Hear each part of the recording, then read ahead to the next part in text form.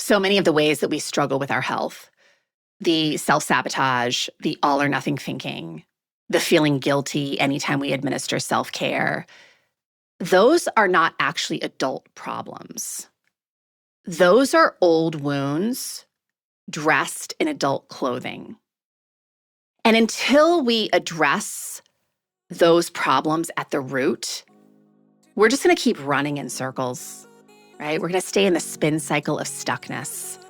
So today we're going to talk about how to finally change those types of patterns. Welcome to your daily hit of grace and grit, your quick dose of inspiration to kickstart your day. I'm Courtney Townley, and here is today's hit. There's a version of you that learned very early on what your worth was, right? What you were allowed to need, whether rest was earned or given freely, whether your body was something to be proud of or ashamed of, whether self-care was selfish or normal. And the thing that I really want you to take note of is you didn't choose those lessons. They were handed to you by your family, by your culture, by your experiences. And most of us are still living by rules that we absorbed before we were 10 years old. So reparenting yourself is the process of consciously becoming the caregiver for yourself that you've always needed, and perhaps never in your life ever fully received by anyone else. And in the context of health, this may be the most important inner work that you ever do. In my book, The Consistency Code, I talk a lot about parenting your brain. And that's really what reparenting is. It is choosing now, as a grown-ass woman, what you want your standards to be for your health, for your life, and to release standards that were imposed on you that probably never worked for you and will never work for you. I have obviously, I'm human too, right? I teach this work because I am always engaging with this work in my own personal development. It's why I have such a heart for it. And a lot of what I absorbed before the age of 10 was, number one, that a lot of my worth was wrapped up in my body because I was a dancer from a very early age, and your body is your instrument. And I remember being at ballet school in the summer where we would get weighed before breakfast. And we were told that we were being weighed to see how dehydrated we were, if we needed water. We all knew that's not why we were being weighed, especially before breakfast. And as someone who has a naturally very muscular body type, I was already at a disadvantage by being in ballet school because my body was not in any way, shape, or form what they expected. So I was already rumbling with my worth and my physical body. And then to be weighed before a meal certainly didn't help. I was also, my mother was incredible. My mom, I have such a good relationship with my mom. I respect her in the deepest of ways. And my mom really rumbled with food when I was young. So she was always on a diet. She was always doing something extreme. I don't think she ever really liked her own physiology until later in life, which was so beautiful to see, by the way. But all of that shaped how I took care of myself and the lens that I saw myself through. So in her book, Adult Children of Emotionally Immature Parents, what a great title, Dr. Lindsay Gibson writes that many people feel guilty for wanting things for themselves, as though self-care is selfishness.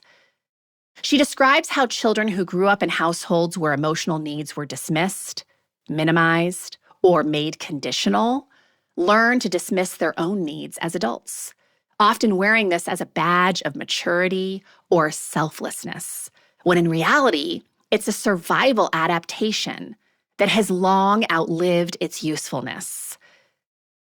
The act of caring for yourself, she argues, is not indulgence. It is repair. I would add, it is healing. So reparenting yourself through health looks like a lot of different things. It looks like feeding yourself regularly and well, not because you've earned it, not because you're trying to prove anything, but because you're a person who deserves to be nourished. It looks like resting without guilt, not because everything is finished, but because rest is not a reward. It is a right and it is a requirement for you to live life full out.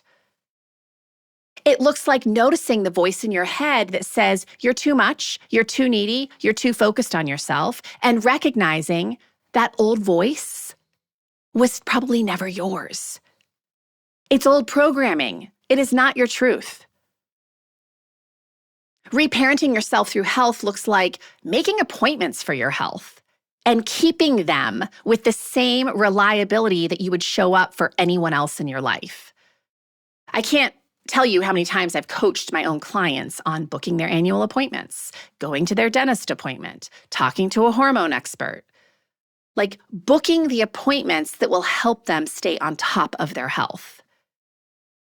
Reparenting yourself through the lens of health looks like choosing the workout, the meal, the early bedtime, not as discipline, but as acts of love towards yourself, as an act of devotion to yourself. That's our theme in Rumble and Rise, my membership community this year, and I love it so much.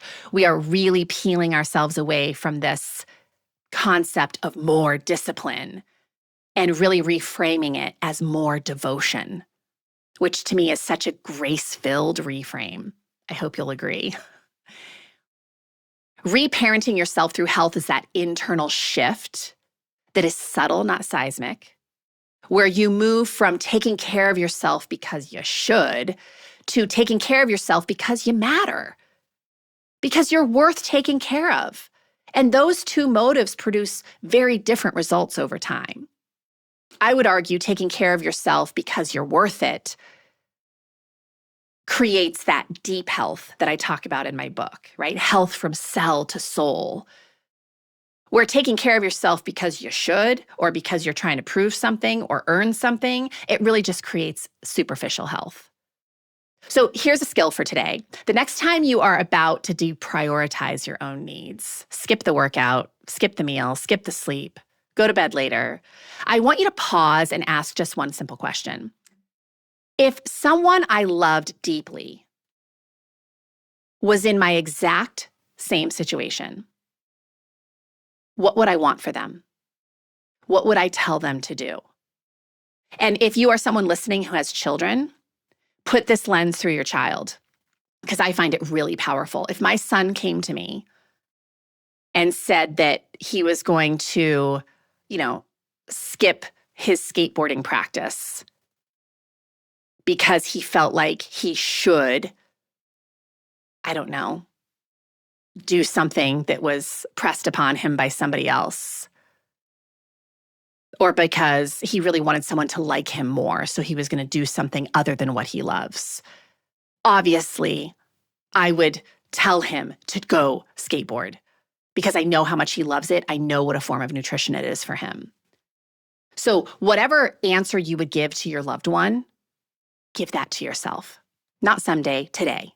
Because the women who need raising, the woman who needs raising is still there, right? And she has been waiting a very long time for you to sort of take the reins and show up for her and parent her. So start taking responsibility for that work. It is never too late to do that work. If this stirred something inside of you, imagine what a whole book of clarity and courage could ignite. The Consistency Code, a midlife woman's guide to deep health and happiness, goes even deeper into the mindset and practices that create real, meaningful change at midlife. Grab your copy today over at theconsistencycode.com and keep the momentum alive.